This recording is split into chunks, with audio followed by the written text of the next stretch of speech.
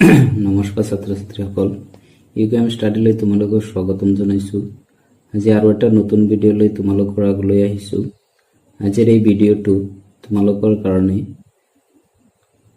সংস্কৃতৰ কিছু অনুবাদ লৈ আহিছোঁ। এই অনুবাদখিনি তোমালোকে যদি পঢ়া আৰু শিকা তেনেহ'লে নিশ্চয় যিকোনো অনুবাদ আহিলে তোমালোকে পাৰি যাবা।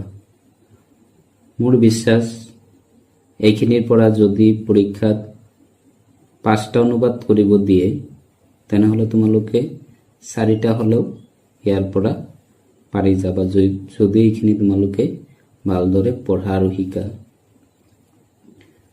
তো আজিৰ এই ভিডিঅ'টো পঞ্চম আৰু ষষ্ঠ, সপ্তম, অষ্টম এই সকলোখিনি ক্লাছৰ কাৰণেই প্ৰয়োজন হ'ব।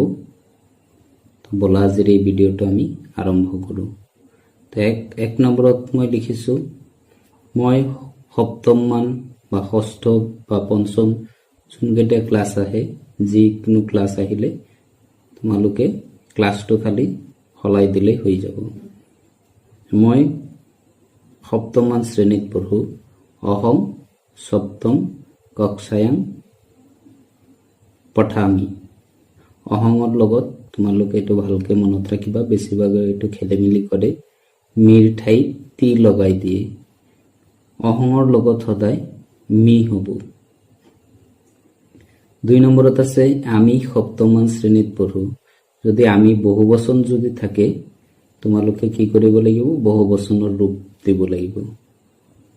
অৰ্থাৎ আমি হ'ল বয়ং, বয়ং সপ্তম কক্ষায়াং। বয়ঙৰ লগত সেইটো মিৰ ঠাইত মি বস মস, অৰ্থাৎ পঠা মহ, বহু বচনত পঠা মহ হ'ব। বয়ং সপ্তম কক্ষায়াং পঠা মহ। 3 নম্বৰত আছে তেওঁ সপ্তমমান শ্ৰেণীত পঢ়ে। যদি তেওঁ হয় থাৰ্ড পাৰ্চন, এইটো সব সপ্তম কক্ষায়াং পঠ তি হৈ যাব। এইটো উত্তম পুৰুষৰ ৰূপ হৈ যাব। উত্তম নহয়, প্ৰথম পুৰুষৰ। প্ৰথম পুৰুষ হ'ল সংস্কৃতত থাৰ্ড পাৰ্চন হ'ল প্ৰথম পুৰুষ, মধ্যম পুৰুষ হ'ল ছেকেণ্ড পাৰ্চন আৰু উত্তম পুৰুষ হ'ল ফাৰ্ষ্ট পাৰ্চন। তো স্বৰ লগত হ'ব তি, বয়ঙৰ লগত হ'ব ম আৰু অহঙৰ লগত হ'ব মি। তো সপ্তম কক্ষায়াং পঠতি। 4 নম্বৰত আছে তুমি কোন শ্ৰেণীত পঢ়া। তং কস্যাং কক্ষায়াং পঠসি। তুমিৰ লগত সি হ'ব, সি থৰ। আমি ষষ্ঠ শ্ৰেণীৰ ছাত্ৰ বা ছাত্ৰী। বয়ং ষষ্ঠ কক্ষায়াং ছাত্ৰ। মই পঞ্চম শ্ৰেণীৰ ছাত্ৰ। অহং পঞ্চম কক্ষায়াং ছাত্ৰ। তুমি কি কৰিছা। তং কিং কৰসি। তং এইটো মধ্যম পুৰুষ, মধ্যম পুৰুষত সি হ'ব, তং কিং কৰসি। মই এতিয়া পঢ়ি আছো। অহং অধুনা পঠামি। অহঙৰ লগত মি হয়, আগতেও কৈছো। তেওঁ ফুটবল খেলি আছে। ফুটবলক কি কয়, কন্দুকম। স কন্দুকম ক্ৰীড়তি। তাই গান গাইছে। সা গীতং গায়তি। তোমালোকে ইমান টান নাহে, অলপ সহজে আহিব। যিবিলাক তোমালোকে এইখিনি চালে এইখিনিৰ পৰা ডাইৰেক্ট কমন নপৰিলেও তোমালোকে ইয়াৰ পৰা বনাই লিখি দিব পাৰিবা। তাৰপিছত ল'ৰাবিলাকে পথাৰত খেলিছে। ল'ৰাবিলাকে বহু বচন আছে, গতিকে বালকাহ ক্ৰীড়াংগনে, পথাৰত মানে ক্ৰীড়াংগনে, ক্ৰীড়ন্তি ইয়াত বহু বচনৰ ৰূপ দিব লাগিব। ক্ৰীড়তি নহ'ব, বালকাহ যিহেতু বহু বচন আছে, ক্ৰীড়তিটো ক্ৰীড়ন্তি হৈ যাব। ৰামে চিঠি লিখিছে। ৰামহ পত্ৰং লিখতি। ইয়াত যিহেতু একবচন আছে গতিকে তি হৈছে। সীতাই নৃত্য কৰিছে। সীতা নৃত্যং কৰতি। তুমি ক'ত বাস কৰা। তম পুত্ৰ বসসি। মই গুৱাহাটী নগৰত বাস কৰি। অহং গুৱাহাটী নগৰী বাসং কৰোমি। তোমাৰ ঘৰ ক'ত? তব গৃহং কুত্ৰ অস্তি। মোৰ ঘৰ গাঁৱত। মম গৃহ গ্ৰামে অস্মি। মম আছে ইয়াত অস্মি হৈ যাব। তোমাৰ নাম কি? তব নাম কিম। মোৰ নাম ৰমেন। মম নাম ৰমেনঃ। তোমাৰ দেউতাকৰ নাম কি? কিং তব পিতু নাম। মোৰ দেউতাকৰ নাম ৰাম। মম পিতু নাম ৰামঃ। তোমাৰ দেউতাই কি কৰে? তব পিতা কিং কৰতি। মই সদায় বিদ্যালয়লৈ যাওঁ। এইটো যাই হৈ আছে, যাওঁ হ'ব। অহং সৰ্বদা বিদ্যালয়ং গচ্ছামি। এইটো ফুট দিব লাগিব, বিদ্যালয়ং হ'ব। গোলাপ ফুল কেনেকুৱা? গোলাপঃ পুষ্পং কীদৃশং ভৱতি। গোলাপ ফুল কেনেকুৱা? গোলাপ ফুল বৰ সুন্দৰ। গোলাপঃ পুষ্পং অতীব সুন্দৰং অস্তি। ছোৱালীজনীয়ে গীত গাইছে। ছোৱালী বালিকা গীতং গায়তি। ল'ৰাবোৰে কলমেৰে লিখিছে। বালকাঃ অঙ্কন্যং। এইটো ভুল হ'ল অলপ। অঙ্কনী মানে হ'ল কাঠ পেঞ্চিল। ইয়াৰ কলমেৰে যিহেতু আছে এইটো হ'ব লেখন্যং। বালকাঃ লেখন্যং লিখন্তি।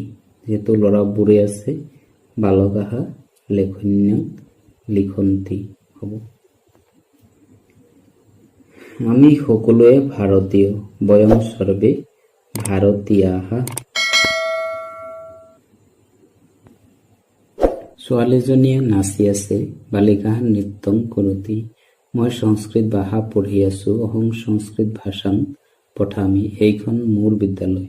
ইদং মম বিদ্যালয়ঃ। তাই এজনী গায়িকা। সা একা গায়িকা।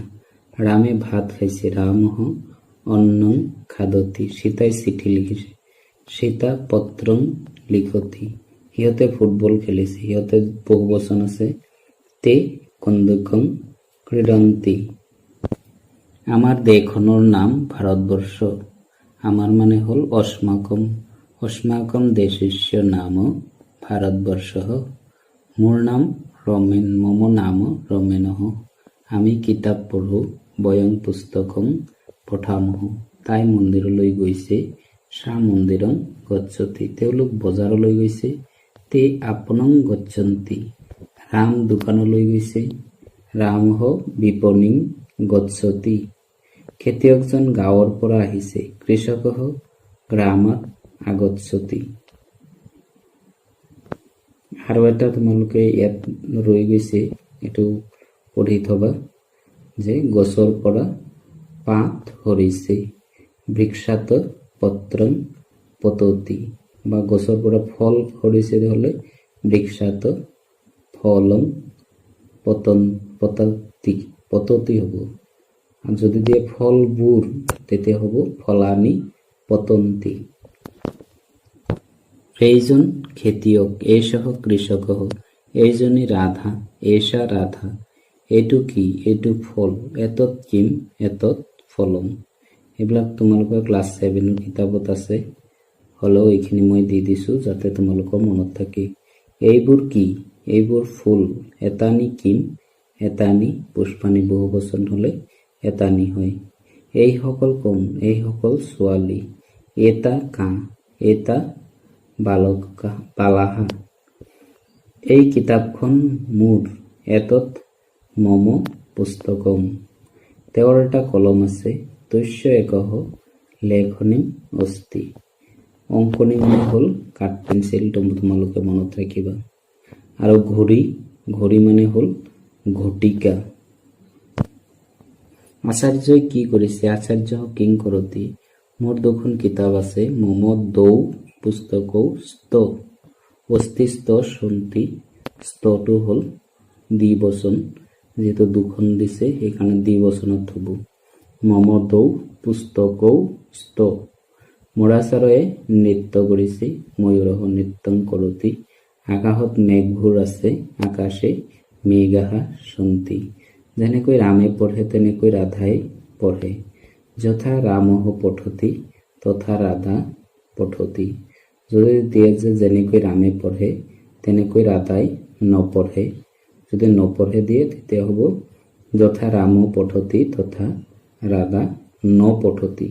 ন এটা লগাব লাগিব, তেতিয়া হৈ যাব। যেতিয়া সূৰ্যোদয় হয় তেতিয়া পদুম ফুলবোৰ ফুলে। যদা সূৰ্যোদয় ভৱতি তদা কমলানি বিকশন্তি। পদুম ফুলবোৰ যিহেতু আছে বহু বচনত হ'ব, আৰু যদি দিয়ে তেতিয়া পদুম ফুল ফুলে তেতিয়া হ'ব তদা কমলহ বিকশতি, কমলানি নহ'ব। আজি বুধবাৰ, অদ্য বুধবাসৰঃ। অহাকালি বৃহস্পতিবাৰ, সহ গুৰুবাসৰঃ। যোৱাকালি মঙ্গলবাৰ, জ্যহ মঙ্গলবাসৰঃ। য মানে যোৱাকালি, স মানে হ'ল অহাকালি, অদ্য মানে হ'ল আজি। ইয়াত এটা কলম আছে, অত্র একম লেখনীমস্তি। তাত এখন কিতাপ আছে, তত্র একম পুস্তকমস্তি। ইয়াত তাত এনেকে দি আহিব পাৰে। এতিয়া 10:30 বাজিছে, অধুনা সাৰ্ধদশবাদনম। 10:30 মানে হ'ল সাৰ্ধদশবাদনম। আৰু যদি তোমালোকৰ এটা দুটা তেনেকে আহে, একবাদনম, দ্বিবাদনম, ত্ৰিবাদনম, চতুর্বাদনম, পঞ্চবাদনম, ষড়বাদনম, সপ্তবাদনম, অষ্টবাদনম, নববাদনম, দশবাদনম, একাদশবাদনম, দ্বাদশবাদনম। এনেকে যদি সিধা সিধি আহে 9টা 10টা তেনেহ'লে তোমালোকে সেইখিনি লিখিবা। আৰু যদি সাৰ্ধ আহে, সাৰ্ধ মানে সাড়ে, আৰু যদি 45 মিনিট আহে তেনেহ'লে পাদন দিব লাগিব, আৰু যদি 8 থাকে তেনেহ'লে 9 দিব লাগিব। পাদন নববাদনম। মাকে 8:45 বজাত পূজা কৰে। মাতা পাদন নববাদনে পূজাং কৰতি। মই ৰাতিপুৱা 5:15 বজাত উঠো। অহং প্ৰাতকালে সপাদ পঞ্চবাদনে উত্তিষ্ঠামি হ'ব। এইটো মোৰ ভুল হৈ গ'ল, লাষ্টৰটো হ'ব অহং প্ৰাতকালে সপাদ পঞ্চবাদনে উত্তিষ্ঠামি। এইবিলাক তোমালোকে চাবা যাতে ভুল নহয়। অহঙৰ লগত সদায় মি বহিব, এইটো ভালকে মনত ৰাখিবা।